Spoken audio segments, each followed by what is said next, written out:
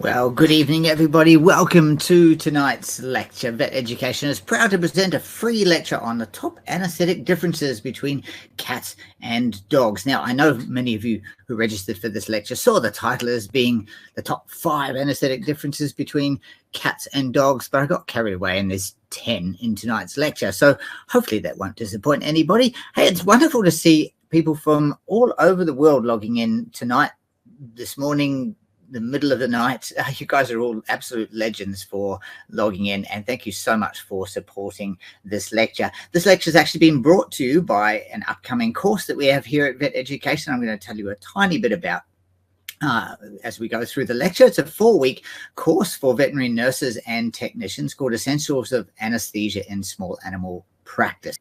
All right, my name's Philip from Vet Education. For those of you who don't know me, I am veterinarian. I'm getting old now, 30 years in the profession. I have been 31 years, in fact. 31 years I've been a vet. Since 1998, I've been an emergency and critical care veterinarian at various universities and private emergency and referral centres in Australia. What I want to talk to you about tonight is the top anaesthetic differences between cats and dogs. Cat on the left, dog on the right. Different species, they do react quite differently to anesthesia. They react differently to the medications we give them. They require different circuit setups. They require special consideration when it comes to a lot of things to do with anesthesia. So that was the whole purpose of tonight's lecture, is just to refresh our memories on some of the key differences between cats and dogs.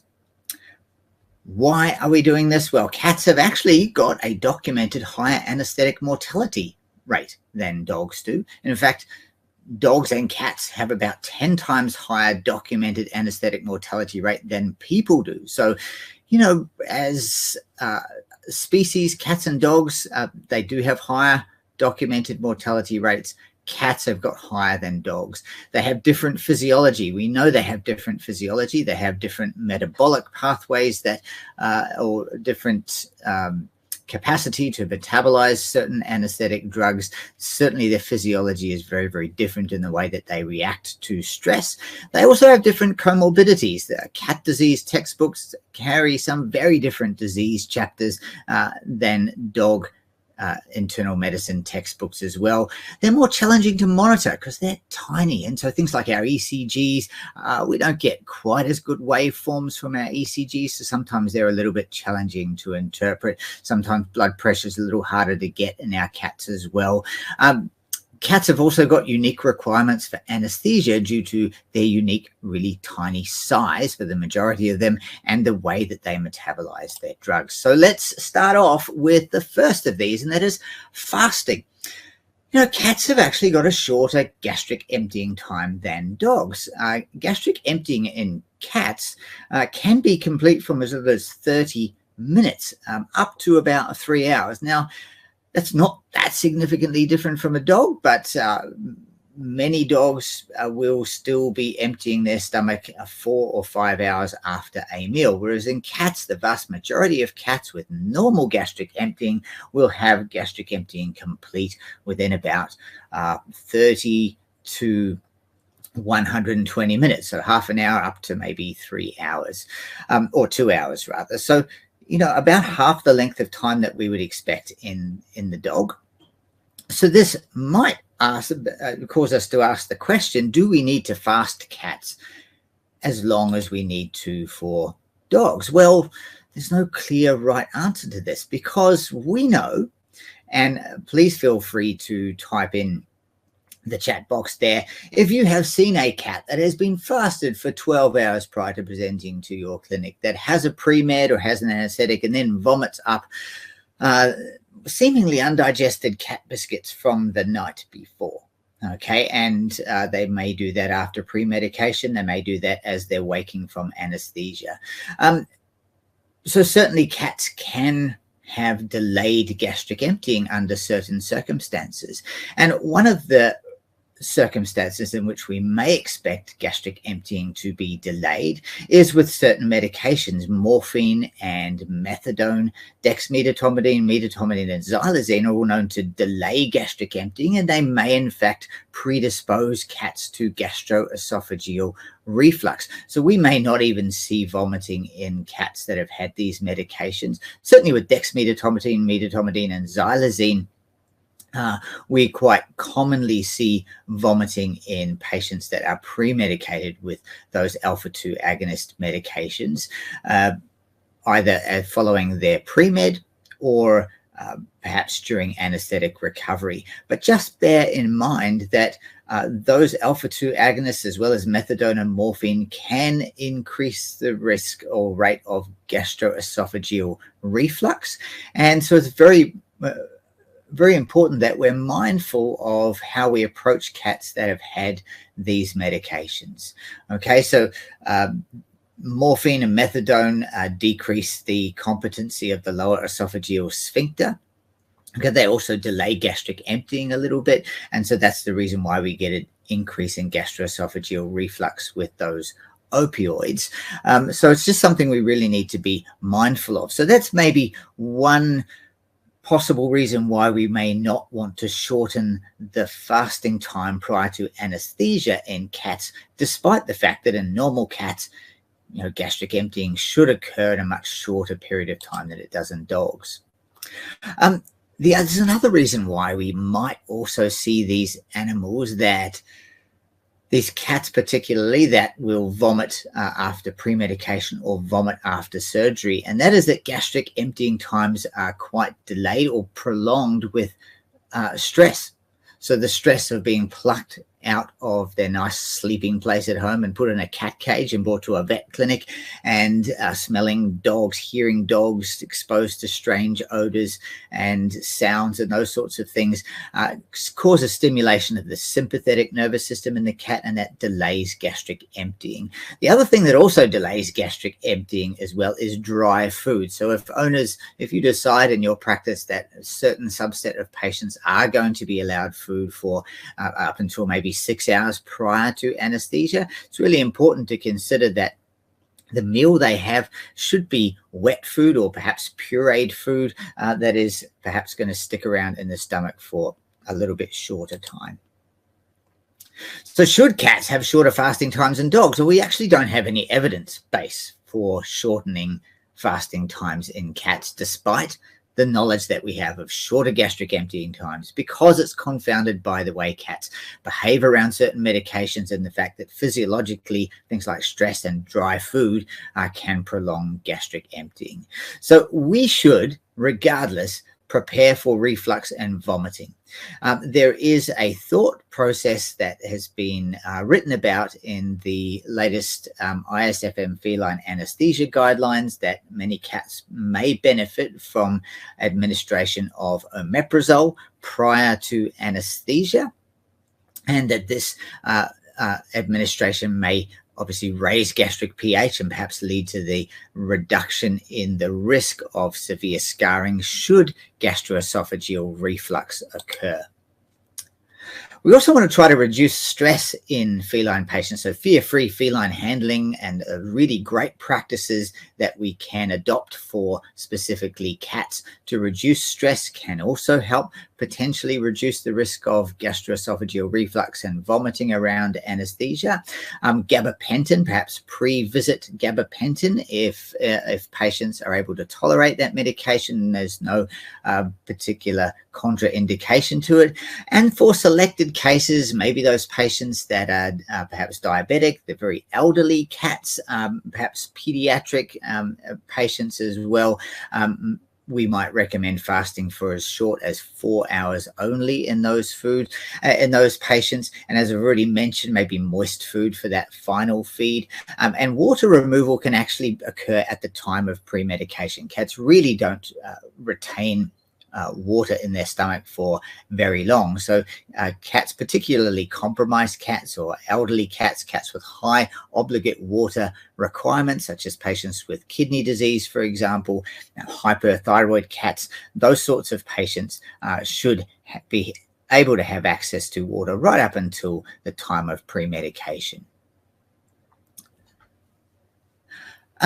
Interesting question from Candace. Thanks for asking this. Is there an increased risk of esophagitis in cats with prolonged fasting because they vomit or regurg on an empty stomach and the acid causes damage? I didn't answer that, so I will. And I love this question because, you know, one of the best ways to reduce nausea is to actually have something in a stomach. When opposing sides of the gastric mucosa rub against each other, they can stimulate quite an awful sensation of nausea. And so the presence of a small amount of food in the stomach can actually reduce the chances of nausea in some patients. So I really love the premise behind what you've written there, because a really empty stomach can also cause some nausea and potentially reflux. And as you rightly mentioned, if the animal has not had omeprazole to reduce gastric acid secretion, then we can end up with quite an acidic fluid that's in the lower esophagus. Can we use drugs like meropitant? You can use it either instead or as well as omeprazole, and I'd be certainly a fan of that, particularly if you have cats that have got a reason why they have got delayed gastric emptying. Now, that might just be that they're really nervous cats. But picture this. What about a cat that's got an intestinal foreign body, for example, maybe a linear foreign body? They will have delayed gastric emptying. So those patients that have a reason for delayed gastric emptying, such as intestinal foreign body or physiological stress, they've been hit by a car, attacked by a dog, they have other injury, they're painful, for example, they're on a number of medications that increase nausea that we just talked about before. Those patients could also benefit from having an antiemetic as well. Tonia's mentioned that they're suggesting owners to remove water in the morning. So is it more beneficial to the cat to allow access to water until it's pre-medication? Probably to answer that question, and thanks for asking that question, I think that it's beneficial perhaps in a certain subset of patients, so particularly those patients with a high obligate water requirement, those with high metabolic rates, so maybe even kittens, for example, and geriatric patients that have a high obligate water requirement. I think having them have water until the time of pre-medication is a reasonable thing to consider.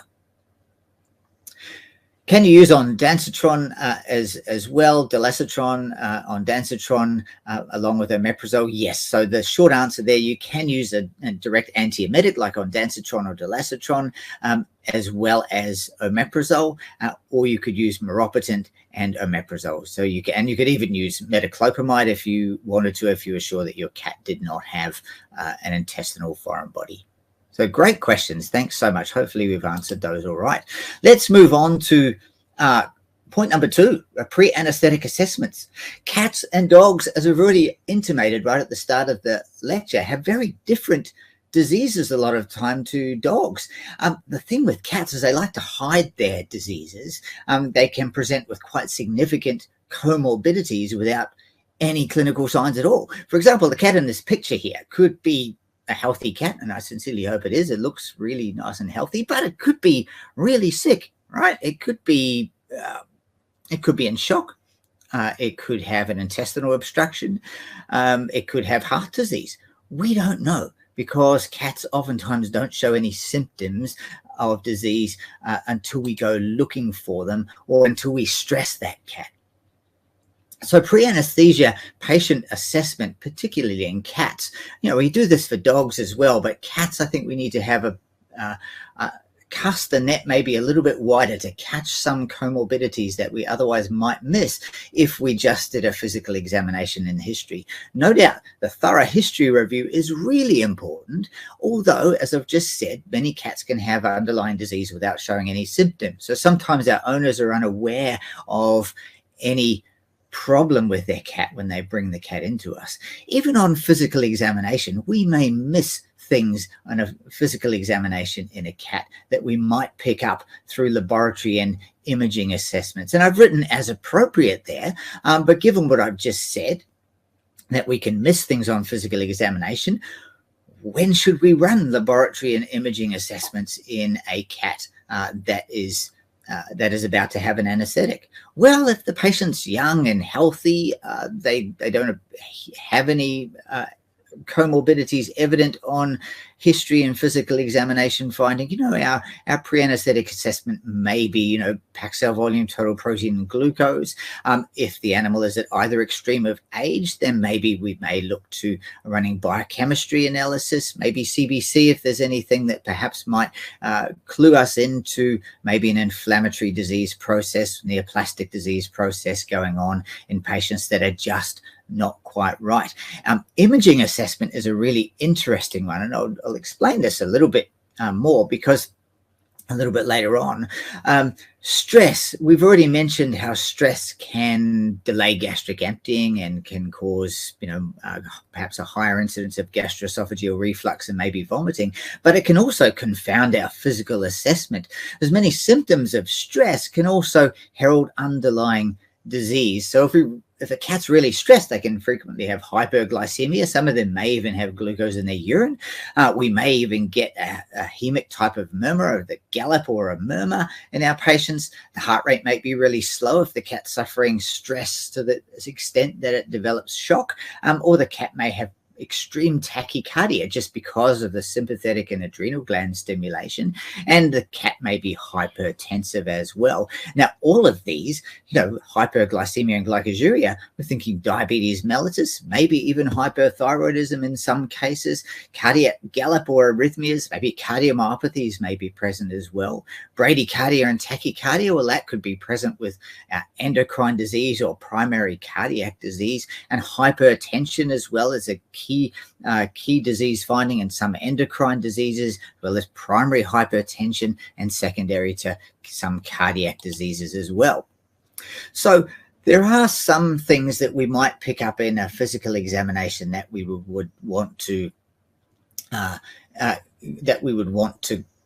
that would cause us to want to evaluate things a little bit more.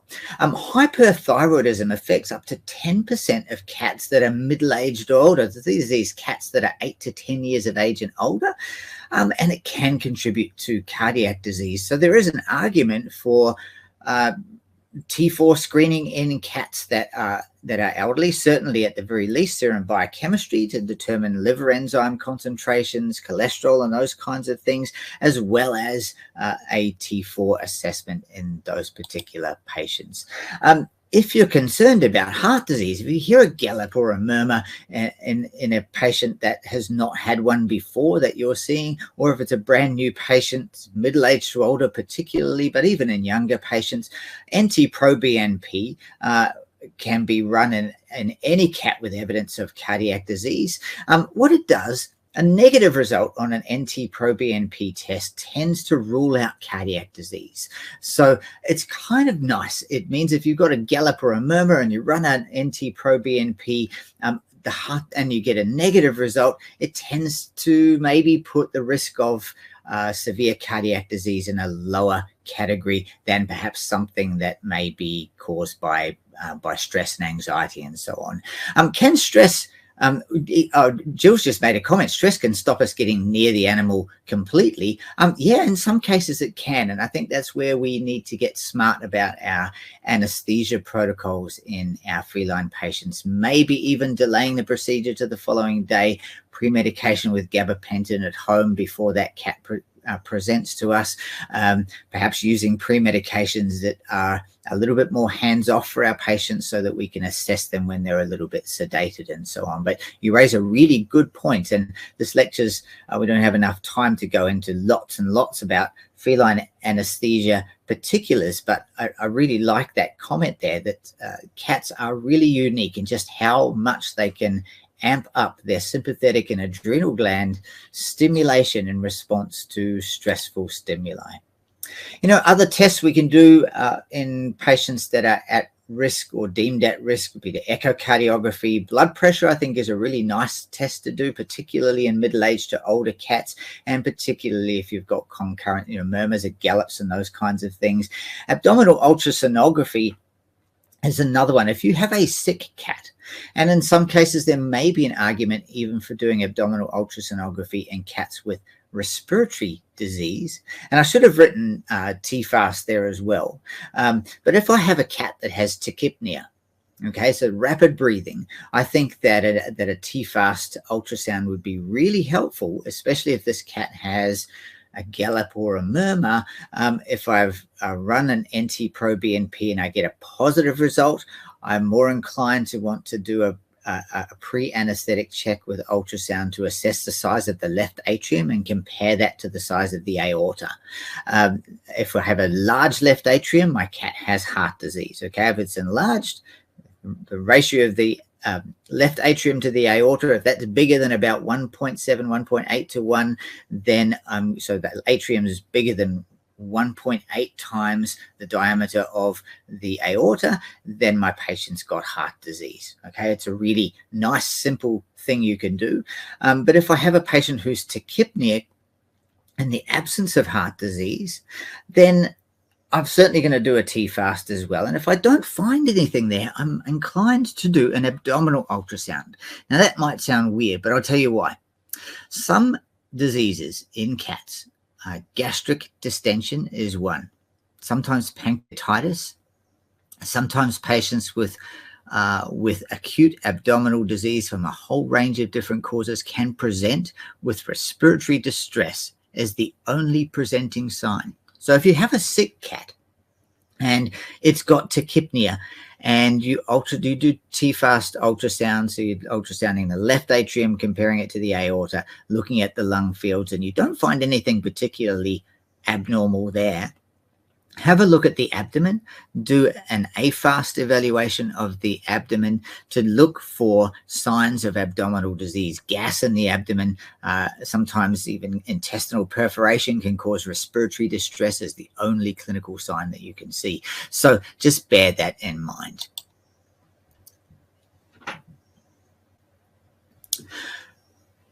Number 3, anesthetic equipment. The small size of cats makes them quite susceptible to anesthetic complication if we choose inappropriate equipment or if our equipment's malfunctioning. So we need to carefully select our equipment and make sure that we test it for leaks and everything. We go into that in a lot more detail in the course that we have coming up on Essentials of Anesthesia, but they also require careful anesthetic management as well. So what are some of the risks of anesthetic equipment in cats? Well, high airway pressures is a big one. Okay, cats have got really a pretty small lung volume. It's only around 400 mils. Now, even on a non-rebreathing circuit, our minimum flow rate for oxygen is around about 400 to 600 mils per minute. So I've written 500 mils a minute there. So you imagine that you've got a cat whose entire lung volume is around about 400 mils, and you have them on 500 mils per minute.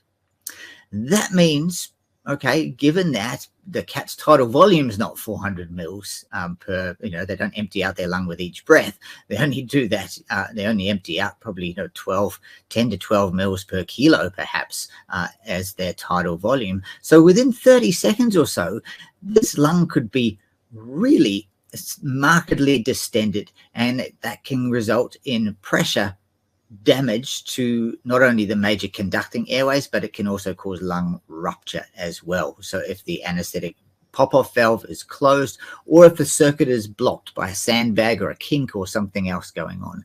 So it's really, really important that we take extreme care about how our anesthetic circuit is set up before that cat gets placed onto the anesthetic circuit for inhalant delivery or delivery of inhalant gas, be it just oxygen or oxygen plus inhalant anesthetic gas. The other thing is, if we've got too many tubes attached to our anesthetic tubing, we increase the volume of something called dead space. Okay, there's a circuit dead space, and circuit dead space can be contributed to by things like valves, redundant circuit length. If the ET tube extends too far out of the cat's mouth, we can end up with a with anesthetic tubing that it results in dead space. These little elbow connectors here can result in dead space as well. Right angle bends in tubing increase dead space as well. And also inline monitors that are sitting right in the airway can also increase the resistance that cats have to breathe against in order to exhale. Okay, so just bear in mind a couple of statistics there that are really helpful to remember. A single elbow adapter can add up to 8 mils of dead space.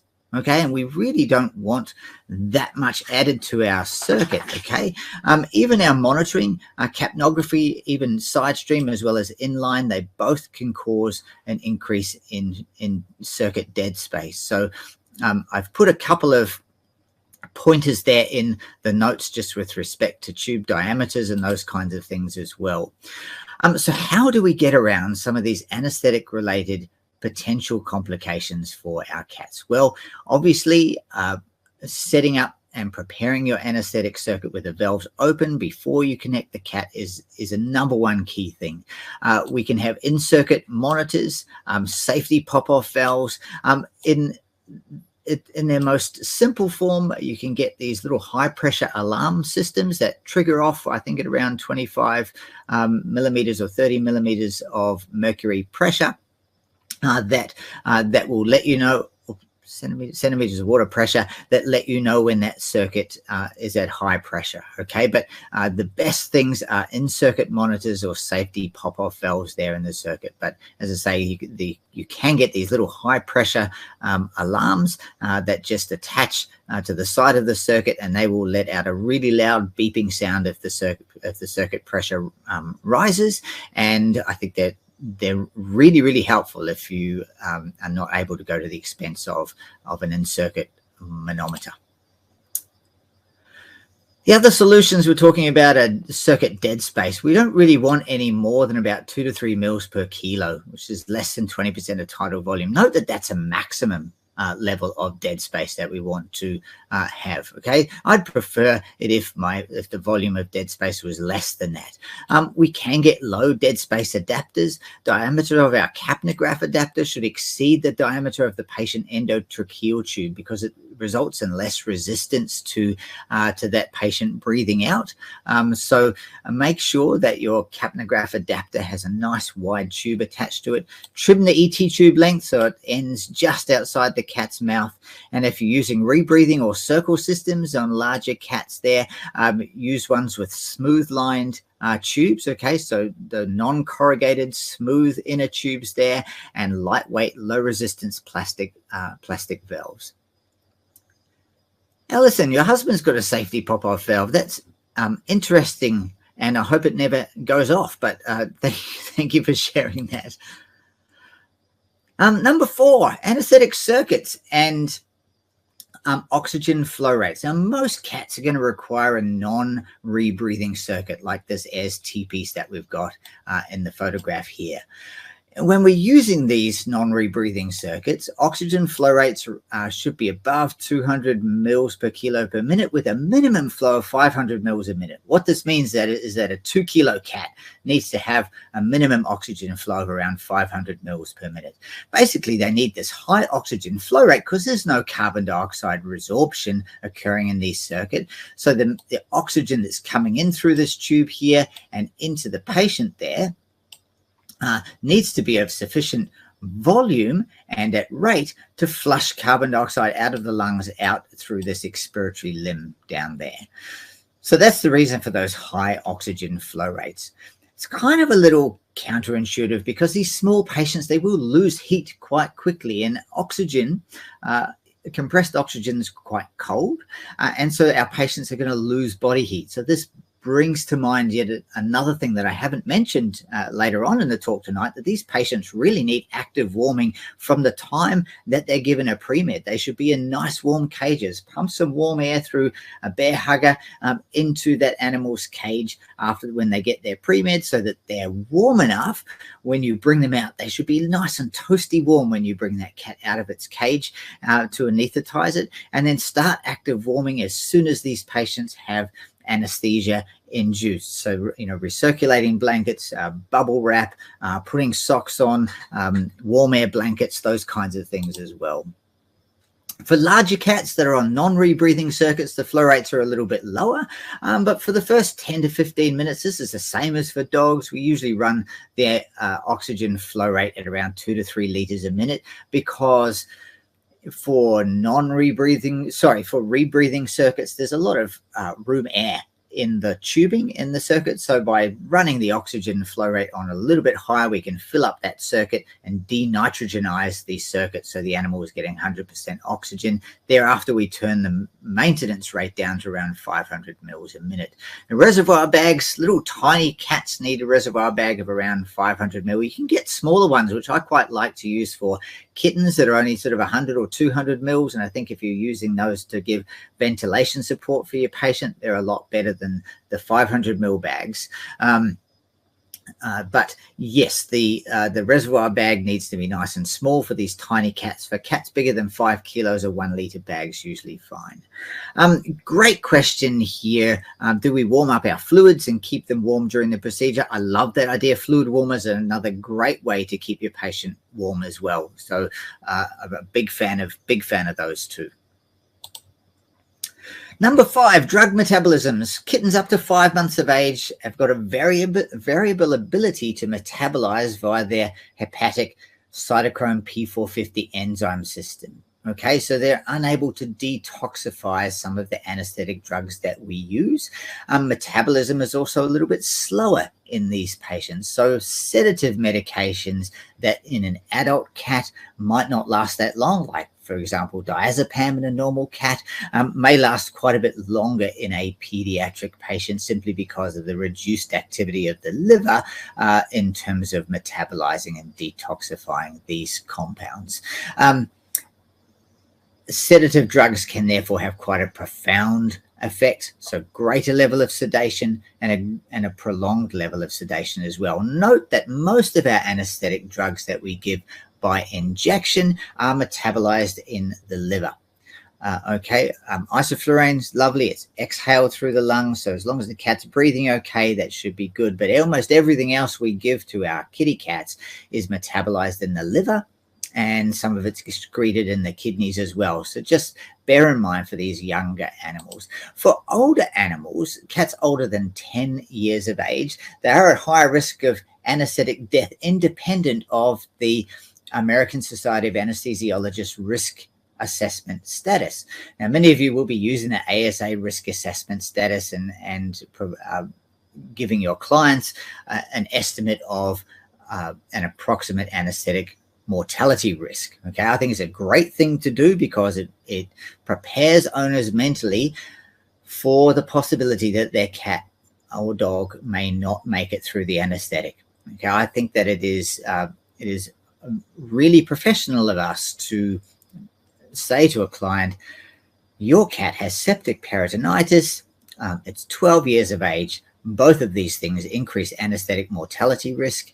We estimate the risk at being sort of, maybe 80% chance of survival or 85% chance of survival, depending on what it is that you're talking about. So there is as much as an X, Y, or Z percentage chance that your kitty cat may not survive the anesthetic. We need you to know this, because it's a huge shock for clients to receive a phone call when they're expecting you to phone up and say everything went great with the operation, for them to get a phone call to say, I'm sorry, Mrs. or Mr. X, Y, or Z, Fluffy has passed away under the anesthetic. That's pretty lousy. As a cat and a dog owner myself, and know most of you are as well, we would know how tragic that would be. So I think it's wise for us to prepare our clients for that. A cat's older than 10 years of age have got a higher risk of dying just because they're old. Now, we say that age is not a disease, but apparently cats haven't read that at all when it comes to anesthesia, and they do have a higher risk of dying if they're a little bit older. They also have less respiratory and cardiac reserve, because let's explain it a little bit more. A lot of older cats can become a little cachectic, so they have less musculature and intercostal muscles, the diaphragmatic muscle as well, and the accessory muscles of respiration. So they have less respiratory reserve. They also have less elastic airways. So particularly if they've had comorbidities like chronic bronchitis, allergic bronchitis, those kinds of airway diseases, and feline asthma, those kinds of diseases as well. But their lungs are less compliant, their airways are less compliant, and they have generally less muscle bulk associated with respiratory muscles. Likewise with the heart, many cats, as they start to age, have a heart that is less compliant, so therefore it's less able to stretch and in response to increasing venous return, which we might get if a cat becomes stressed. And so cardiac output in cats becomes a little more fixed or less dynamic than it is in middle-aged animals or younger animals. Is the risk same with just sedation? Yes, it is, because I think physiologically we do things, and it might depend a little bit on the sedative, but we do things to our cardiovascular system with sedatives. Take, for example, alpha-2 adrenergic agonists like dexmedetomidine or medetomidine, for example. Okay, so those drugs cause profound peripheral vasoconstriction when we first give them. That's why when you look at the gums of these patients after you've given, say, xylazine or dexmedetomidine, they look really, really pale, right? So they get profound vasoconstriction. And what that does is it causes an increase in peripheral arterial blood pressure, which then triggers a bradycardia. Now, a patient with a less compliant heart is less able to compensate for that cardiac output increase that's required due to the bradycardia than a patient who has a normal, young, healthy heart. So hopefully that kind of makes sense. Tara, I love your question. Do I have a gentler protocol for sedation other than kitty magic for elderly cats? I tailor all of my anesthetic protocols almost to an individual level, because most of the patients that I anesthetize are compromised. So I work in an emergency center, so I almost never anesthetize a patient for geriatric dental procedures and those kinds of things as well. But I do think it's important to look at the requirements of the patient, what they actually need in terms of sedation, and to tailor that protocol for each individual. And so the short answer to your question is probably yes, if I was in a practice setting in which I was doing a lot of anesthesia for routine procedures. Good question here from Payush. I hope I pronounced your name correctly. How do I consider a protocol butorphanol, midazolam, then propofol followed by isoflurane for routine abdominal surgeries in cats? I think it's a nice protocol, except that abdominal surgeries may require a little bit more analgesia. And so my preference, if I'm doing an abdominal procedure, intestinal foreign body, for example, or a dog attack injury, or traumatic hernia or something like that, would be to substitute, and you'll be able to tell it would be to substitute that butorphanol for fentanyl. And I'm a big fan, if the patient is compromised, to use fentanyl and ketamine as a pre-med, and they're on lower doses of those drugs. And we go into these protocols in the second anesthesia course we've got coming up. But you raise a really good question. I think the only thing I would say about the protocol is the butorphanol is not a very strong analgesic. And so if you're going into the abdomen, my preference would probably be to use something a little stronger. Now, you could use perhaps low dose of methadone, for example, to substitute for that, or you could actually add in a ketamine continuous infusion as part of your pre-med. And that's just running about 0.3 to 0.5 milligrams per kilo per hour as a CRI. You could give a bolus intravenously to begin with, and that would probably last you for about 20 minutes or so if the procedure is reasonably short. But that would be the comment I'd have on that. Butorphanol, dexmedetomidine, ketamine for reduction. Claire, great, that's good. Awesome, love these questions. Now let me see, they have limited responses, compensatory responses to physiological stress. I think I kind of mentioned that, and they're more sensitive to respiratory and cardiovascular effects of sedatives and anesthetics as well. So that brings us to the halfway point in our lecture. I promised the second half would be a little bit shorter. Of our top anesthetic differences between dogs and cats. I want to thank you so much for coming along to tonight's lecture. This lecture has been brought to you by this course, Essentials of Anesthesia in Small Animal Practice. Starts on Monday, and we are going to be talking about anesthetic circuits, how to set up your anesthetic circuits. We're going to revise oxygen flow rates. We'll revise a bit about pharmacology of the anesthetic drugs that we're using, develop some anesthetic protocols for routine procedures. We'll talk a lot about anesthetic monitoring of our patients, and we'll talk about some of the ways in which we can manage common anesthetic problems like hypotension and hypothermia in our patients in a lot of detail.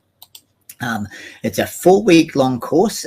It is eligible for 20 RACE CPD points, so 20 hours of continuing professional development. We have weekly tutorials just like this one that cover the week's notes, and they're super informal. You can ask me as many questions as you like in those tutorials. They're recorded. You can download them. They're yours forever. We have lots of practice protocols we put up there as well. There's an ebook that we have for your course notes, but we have also been talking with wonderful people at CRC Press, and we have a free ebook from some of their anesthesia titles as well that we're giving you as well. Oh yes, we have weekly quiz assessments as well, loads of support through message boards and email chat, and you get a certificate at the end of it as well.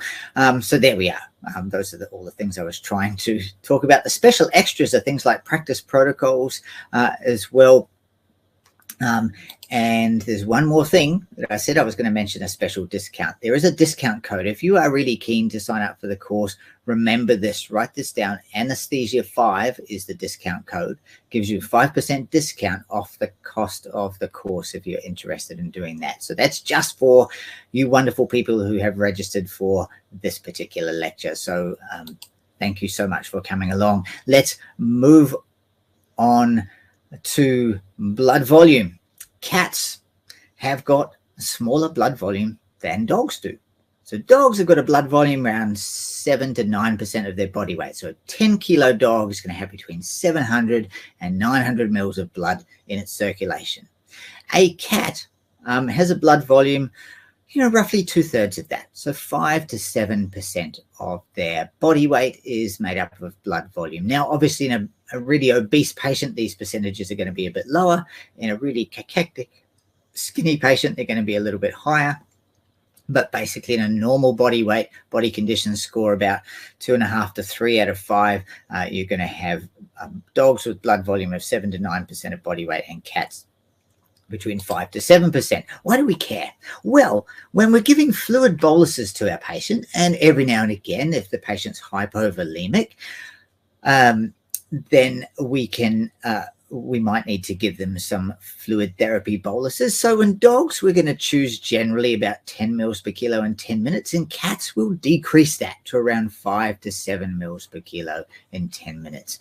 All right, so we're going to give cats smaller fluid boluses than we do with dogs. Well, why do we, and when we give them fluid for anesthesia, so we have a patient under anesthesia, who can remember, and I know that many of you are so much younger than me, who can remember that the times when we used to put animals on 10 mils per kilo per hour when they were under anesthesia? It wasn't that long ago that we decided to change this, because we realized that actually filling animals up with large amounts of fluid, 3/4 of which is going to leak out from the blood vessels into the interstitial spaces, actually doesn't do an awful lot. It just creates lots of interstitial fluid in patients. And we now know that lots of interstitial fluid, or excess interstitial fluid, as a result of these high fluid rates, is actually associated with worse clinical outcome, more wound complications, okay, and more inflammation as a result of that excess fluid. So nowadays we reduce our anesthetic fluid rates, dogs to around 5 mils per kilo per hour, and cats 2.5 to 3 mils per kilo per hour. Okay, so that's what we're doing. I'm smiling because some people have said I've made them feel old. It was not my intention at all. But yes, we can remember these things. Now, someone's mentioned fluid challenges, and I'm really, really pleased that I'm just going to go back a slide. Do we use fluid challenges for dogs or for cats? We can use them both, Michaela. And by fluid challenge, what we mean is that if we have a patient who is hypotensive secondary to hypovolemia, so they've lost some kind of fluid in our anesthetic, and so we're going, has this patient lost fluid? Has the surgeon said some bad words in the surgery because the animal started to bleed? Or maybe something's not quite gone right, okay, or they're trying to find the source of the bleeding and they can't find the source of the bleeding, or they're taking out a ruptured spleen, or something's happened, okay, and we can see this patient's lost fluid. Maybe they're a GDV patient and they've got loads of fluid in their stomach, or maybe they're a patient that's got horrendous diarrhea, okay. These patients, if they are hypovolemic, the short answer is yes, we give them a fluid challenge. And for dogs, that fluid rate is 10 mils per kilo in 10 minutes. For cats, it's 5 to 7 mils per kilo in 10 minutes. What we want to see is a heart rate that goes down and a blood pressure that goes up. Okay, that's the goal of our fluid therapy challenge. If it happens a little bit and we've got hypovolemia, we can give more fluids. Maybe we might end up giving boluses of fluids for 20 or 30 minutes or so. So for dogs, we might give 20 to 30 mils per kilo in half an hour. For cats, maybe up to 21 mils per kilo in half an hour. If our patient is not improving with their blood pressure at all in response to 1 or 2 fluid therapy boluses, we're going to stop and look for another cause, okay? And we talk about this a lot in the upcoming anesthesia courses, because management of hypotension is something that I think can be a bit of an investigative challenge, or an investigative exciting journey, depending on which way you want to look at it. I love exciting journeys, but they can sometimes be challenging as well. So we'll talk a lot more about that during the courses, but hopefully that answers your question. If hypovolemia is the cause, yes, you give your patients a fluid challenge, but don't give them too many, because we want to see an improvement in response to your fluid challenge to justify giving them another one, okay? And then you stop if you don't see a response. Awesome. All right, let's say blood volume in the cats is less than in the dog. If we give cats too much fluid, they will more readily develop pulmonary edema, much more readily than dogs. So we want to avoid prolonged duration of fluid rates in excess of maintenance. It kind of goes back to what I was just talking about with those fluid challenges, 2 or 3 challenges at the most for patients that are hypovolemic. If the patient's just cold, or if the heart rate's just slowed down, I'm going to warm the patient up and I'm going to increase my patient's heart rate before I even look at giving them a bolus of IV fluids. Number 7, emergency and critical illness anesthesia. Here's something pretty cool about cats. When we think about shock in the dogs, we think about, let's say a dog's just been hit by a car or attacked by another dog. They come in, their mucous membranes are either bright pink if it's early shock, or they're pale, but usually the heart rate's really rapid, okay? And the blood pressure might be high when they come in, and then it drops down to normal. And just before that animal decompensates really badly, then they become hypotensive. A cat, the clinical signs of shock in the cat are a slow heart rate, just the complete opposite of the dog. Hypothermia. So take your cat's temperature. Oh, it's only 37 degrees Celsius. That's really low for a cat. maybe your cat's in shock. If the heart rate, look, if I've got a cat that's been hit by a car and it presents and its heart rate is 100 beats a minute and its temperature is 37 degrees, that cat's in shock, okay? If the dog comes in hit by a car, normally I expect that dog's heart rate, depending on the size of the dog, to be tachycardic, okay? Its temperature might be a little bit high, it might be normal, but very seldom until they're in end-stage shock does that temperature get really low, okay? And hypotension in cats. So 3 symptoms of shock in the cat: slow heart rate, low blood pressure, and low body temperature. The other thing is in dogs, I don't know if you, and please type in the chat there, if you see in dogs sometimes, especially if they get this acute hemorrhagic enteritis, you know, the hemorrhagic vomiting and diarrhea or gastroenteritis that they get sometimes, or maybe they've been hit by a car and they present to you, and sometimes you'll take a pack cell volume total protein and the PCV will be 59 or 60 or 65 or something, and you go, wow, that PCV is really high for this dog. And that's because dogs have got a big spleen, okay? It contains about 3.5 mils per kilo of essentially packed red blood cells sitting in the spleen. And when dogs are stressed, they get sympathetic and adrenal gland stimulation that causes massive vasoconstriction in the spleen, and it essentially empties out all of those packed red blood cells into peripheral circulation and central circulation as well. So that's why we get sometimes this high PCV relative to the protein in dogs following trauma or acute hypovolemia because of the sympathetic and adrenal gland stimulation. In cats, they've got a tiny spleen in comparison to dogs. It holds only about 1.5 mils per kilo of packed red blood cells, which is actually not that much in the cat. And it doesn't constrict all that much either when cats are stressed because, well, there's lots of reasons why, because similar to the, all sort of caused by the same reasons that cause cats to have bradycardia and hypotension and hypothermia when they get shocked. There are lots of little feedback mechanisms in the heart and in the brain and the blood vessels that stop cats' blood circulation from making the same alterations that dog circulation does when they're in shock. So just remember, we don't tend to get that splenic contraction following acute injury or illness in the cat. The other thing about emergency and critical illness and anesthesia is that nutritional support is really vital, because lack of nutrition rapidly leads to protein calorie malnutrition and this thing called hepatic lipidosis in cats. They mobilize fat from their periphery and it all accumulates in their liver and can cause a hepatopathy. And they can very rapidly, within 12 to 24 hours, suffer from vitamin B1 deficiency as well. So early nutritional support in any cat that's having an anesthetic is preferred, and it'd be great if you could get nutritional support into the cat prior to anesthesia if it's a critically ill cat. And pretty much any cat that has anorexia for more than a day should have daily vitamin B1 injections or supplementation. So just think about nutrition as part of your overall anesthetic and perioperative management process. Seizures. If cats come in with seizures, primary epilepsy is really, really uncommon in the cat compared to the dog. Okay, so here's a lovely MRI here that is here showing an abscess in the brain of a cat. But we need to search for secondary causes, either low glucose or intracranial disease, if seizures are present in your cat when they present to you. Great question from Jessica. Thanks, Jessica. How soon after anesthetic recovery should cats be fed? You know, a few hours after they're sort of up and about and walking around. So I like to say about 6 hours after they're fully awake.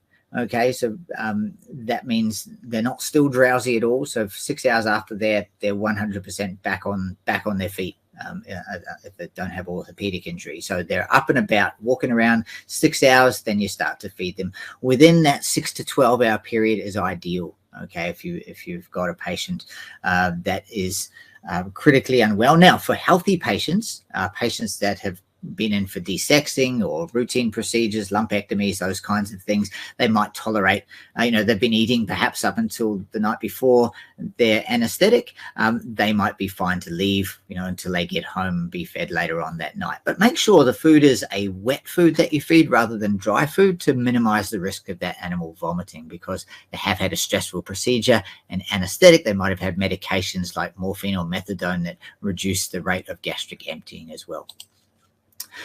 Acute heart failure, we kind of touched on this before. There's often no clinical signs until the heart failure is severe, and the first sign of heart disease in some cats can be thromboembolism as well, and occasional respiratory distress as well.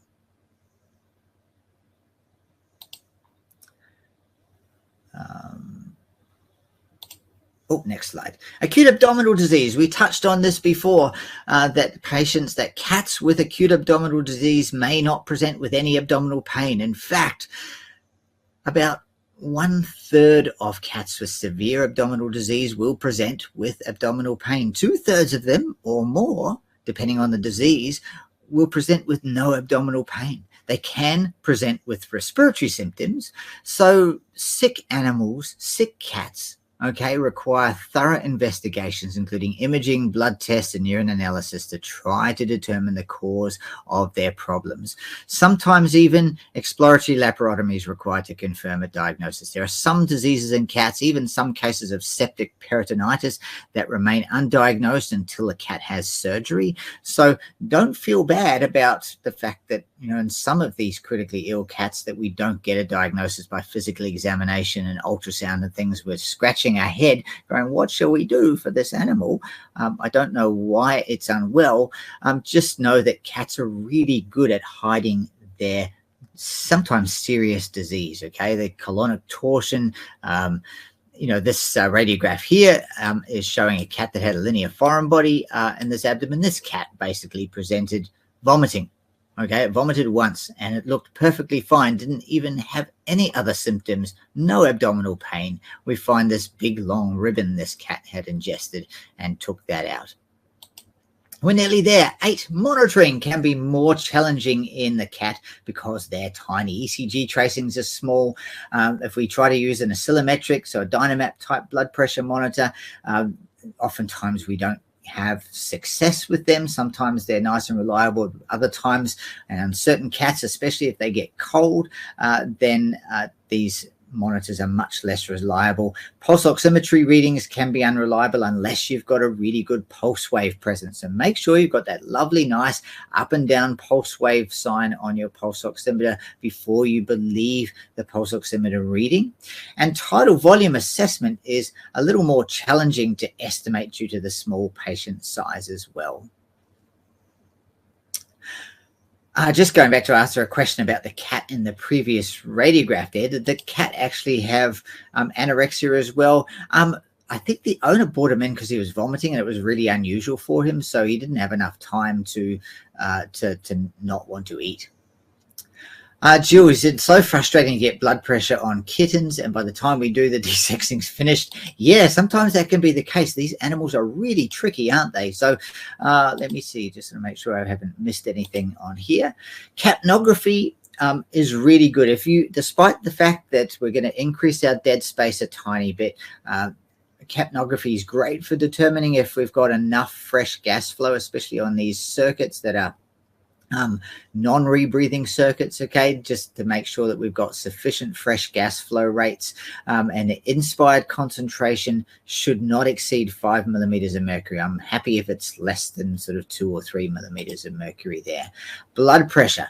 Direct arterial blood pressure is the gold standard, but as it's just been mentioned, cat spays might take 10 or 12 minutes to do if, depending on, if your surgeon's really quick. Certainly the whole anesthetic is going to take potentially less than sort of 20 to 30 minutes, by which time we might have just got our direct arterial pressure line in to be able to measure it, and we're not necessarily going to find that practical to do in every cat. Doppler blood pressure is far superior to oscillometric. It doesn't seem to matter if you use the tail arterial blood supply, or if you're using the pedal arteries as well. So but really it can be a bit of a challenge. Just make sure that when you're using a cuff that the cuff width is not too big. So use a cuff width, make sure it's no bigger or no smaller than 40% of the limb circumference. Normal blood pressure, greater than 100 millimeters of mercury. It might be a little higher in cats that are particularly anxious, but hypotension, regardless, is indicated by systolic arterial blood pressure of less than 90 millimeters of mercury. And we need to act on that, as we've already sort of intimated before. Number 9, laryngeal spasm. Oh, now tips for ECGs and things like that. Just make sure you got really good contact. Alcohol, ultrasound gel is really nice for pulse oximeter probe. Sometimes we will moisten a swab and have that on the tongue and put the pulse oximeter probe on that. Sometimes we get better conduction when we've got a swab there. In other cases, I just put sterile lube there and have that there, just a little glycerol-based lube in the oral cavity to get a pulse oximeter reading. I like using ultrasound gel for my ECG clips. Try moving your ECG clips closer to the body, up the limbs or further away, to see if you can get bigger tracings on your ECG as well, if you're doing that as well. So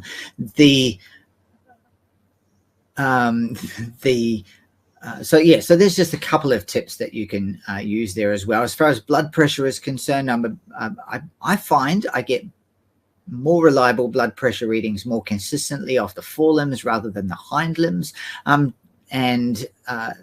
If you don't have any luck with anything, try the base of the tail, underneath the tail there with the artery. Do I like V-gels as opposed to a traditional method of intubating cats or securing an airway? I have no particular preference. I know a lot of people do use V-gels. I tend to use an endotracheal tube, but that's just because I'm old. I think V-gels are really nice to use, particularly for shorter procedures. And I find that the animals, that they wake up a little bit nicer, not having the same degree of laryngeal irritation that perhaps animals have, and the tracheal irritation that animals have when they've got an endotracheal tube down. So I think that that's great. Now, thoughts on lubrication of the endotracheal tube? These are all brilliant questions. So I think that I tend just to moisten the tube with some saline. I'm not a huge fan, unless that lube is sterile, I'm not a huge fan of sticking lube down in the patient's airway. I think there's potential there for it to kind of bubble up and potentially cause an obstruction, even though I know vets who use lube all the time, but I'm not a huge fan of it. If I do put it on, it's a really, really thin layer. Elodie's asked a great question. With a Doppler blood pressure, when do you know that it's a systolic reading and not a mean? Is there a weight range that can be used as a reference? With Doppler blood pressure, the first sound you get is the systolic blood pressure. And it's as close to systolic as we possibly can get, okay, without a direct arterial blood pressure measurement. Mean arterial blood pressure is something that we calculate once we get diastolic pressure, which is after we lose that sound, we lose that pulse sound, and we kind of get a hiss. So that's when we might measure that. Now, diastolic and mean arterial blood pressures are really not all that reliable to calculate with a Doppler blood pressure monitor. So I normally just stick with presuming that it is systolic, okay, and operate off that as a systolic. Now, I know there's a little bit of potentially that we might be getting an artificially low reading of systolic arterial pressure in some animals, and so it may in fact tend closer to mean arterial blood pressure, but I've not I tend to view everything that we measure as the first sound we get as systolic arterial blood pressure. I know that's what you meant when you are talking about the weight range there as well. Saline for a tube. Yes, someone else is voting for saline as well.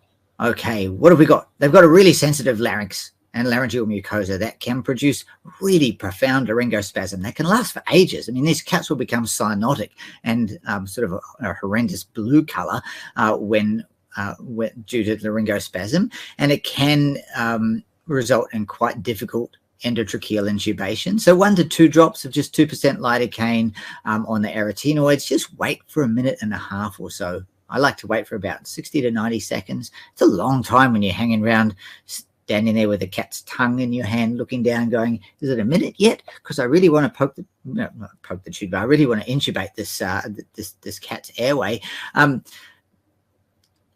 If you're a veterinary nurse or technician, be that person that says it's not 60 seconds yet. Wait a little longer. Let the cat get some anesthetic on its arytenoids, and be that person, be the quality control person. Lastly, I just want to talk about airway pressures, because we talked about this a bit when we've got an anesthetic circuit that's perhaps blocked or the pop-off valve's closed off. The feline trachea is susceptible to injury with high airway pressures. We mentioned that before. Endotracheal cuff inflation should be at the lowest amount that is required. You want to inflate with, rather than look at the tube and say, oh, there's 0.5 ml or 0.3 of a mil in this tube, okay, or 2 mils to fill up the cuff.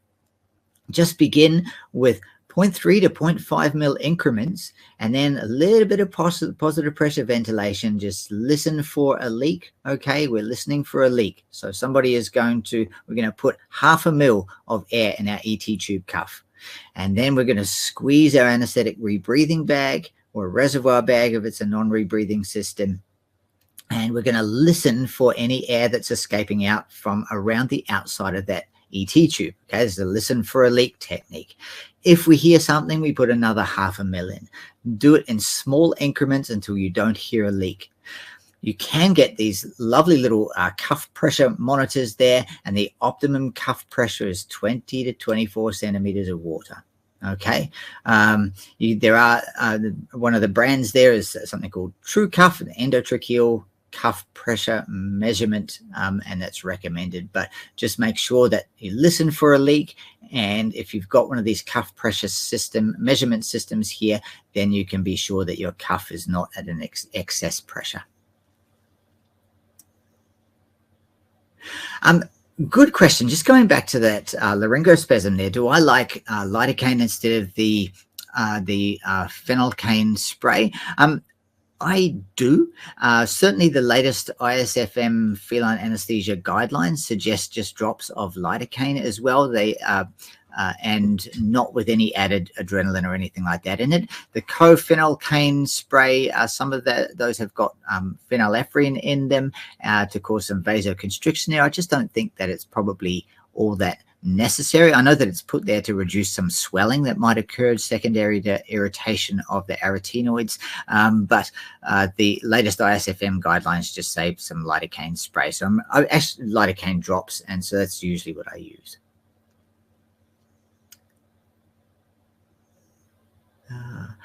Now Meredith has mentioned one of the most superb little tips as well that I use in dogs, in which I can't visualize the arytenoids all that well, but you can use this in cats, as Meredith just mentioned there. So endotracheal tubing small cats or kittens, use a dog urinary catheter passed through the lumen of the ET tube, and use that as a stylet. You can pass it into the trachea and pass the tube over it. Meredith, I love that technique. I mostly use it in animals that have got big abscesses or tumors and weird stuff at the back of their airway. Their pharynx, and it means I can't see both arytenoids. If I can find a tiny gap to put that dog urinary catheter in, I'm really happy. But that's a really nice way nice thing to be able to do. So hopefully tonight we've let you know that cats are not small dogs. There are many other things, key differences in helping us plan our anesthetic.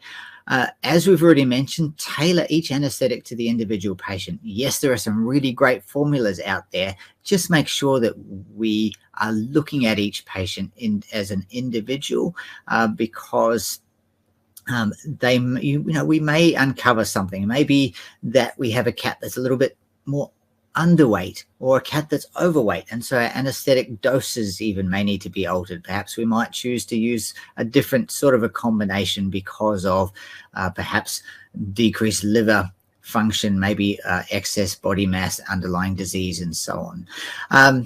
And monitor each patient until it fully recovers. Now, this is like the bombshell thing, okay? There was a big study in 2001 called the SEPSAF study. It was a questionnaire feedback study conducted in the United Kingdom. I think they had over 60,000 anesthetics, individual anesthetics that were reported on for this study. It was huge. It was great. Good data. 60% of anesthetic mortality in cats occurs during anesthetic recovery. Now, we haven't spoken about recovery tonight. Let that sink in a bit. 60% of anesthetic mortality in cats occurs during anesthetic recovery.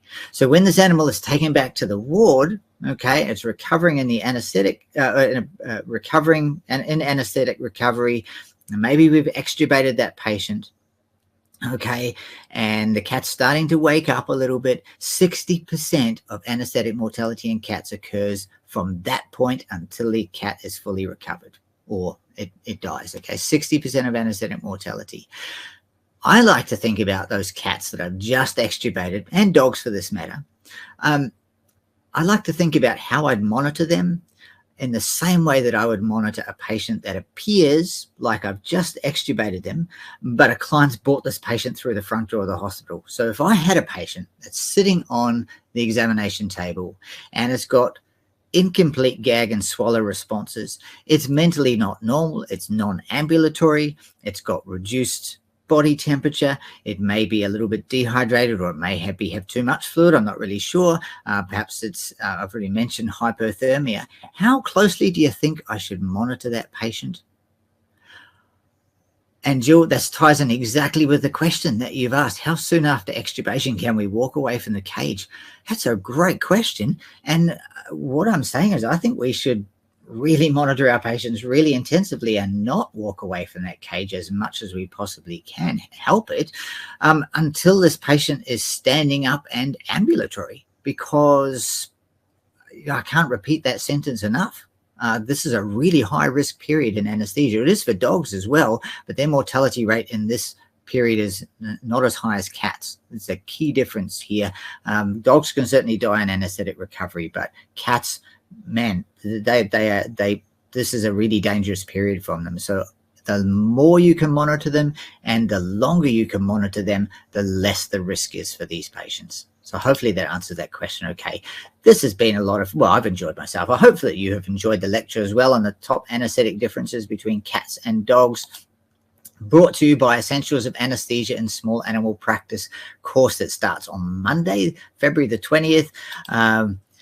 There is a special discount there for you, Anesthesia 5. Just make sure you jot that down if you want to sign up for the course there as well. We do have a course, it's on our website. It says it's for veterinarians, but if you're a really keen vet nurse or technician, you want some updates in fluid therapy, essentially this is a 2-week course and it starts on March 27th. We are trawling the literature for the last 2 or 3 years, and we're picking out everything that's new and improved in fluid therapy, and we're going to present that to you over 2 weeks starting from March 27th. We also have Advanced Anesthesia in Small Animal Practice. That's a vet nurse and technician course that starts April 17, and that's when we're going to dive into anesthesia for patients like brachycephalics, GDV patients, patients with sepsis. What do we do with patients that are non-responsive to hypotension therapy with fluid therapy and other sorts of things as well? So this course is designed to sort of follow on from the essentials of veterinary anesthesia. This is like these complicated patients or patients that scare you a bit because something can go wrong. Okay, so this is going to be a lot of fun. This is a 3-week course, okay, that starts April 17. And this is not a course, okay, but this is Tia, our new kitten, and I couldn't finish a lecture without putting some more pictures of her up there. She's a delightful little cat. We've only had her for 2 days.